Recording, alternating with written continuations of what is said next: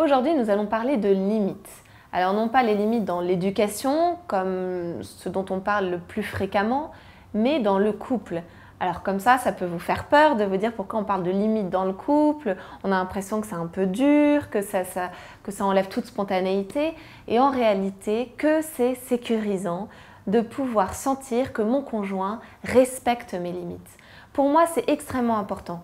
Nous avons besoin d'un espace vital. Vous voyez, c'est comme quand quelqu'un vous parle, quelqu'un qui n'est pas un proche, ou même un proche d'ailleurs, mais qui vous parle un peu trop près de ce dont vous avez l'habitude.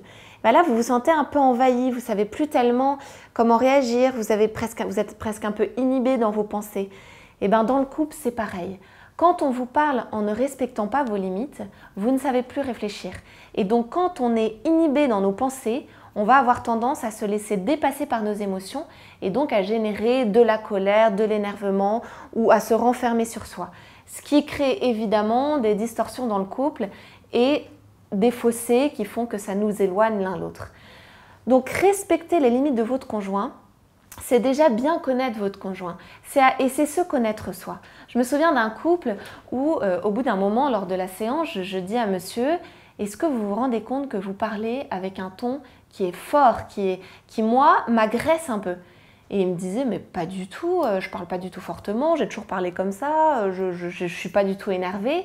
Et là, typiquement, si vous lui renvoyez: mais vous êtes super énervé, pourquoi vous parlez comme ça? Il va se défendre, il va se dire: bah non, je suis pas du tout énervé. Parce qu'en réalité, il ne se rend pas compte que son ton de voix, qui pour lui est naturel, en fait, est un peu intrusif vis-à-vis de l'autre et un peu agressif parce que c'est un ton qui est fort et qui du coup, moi, me donne la sensation d'être agressée et justement de ne pas respecter ces limites dont j'ai besoin.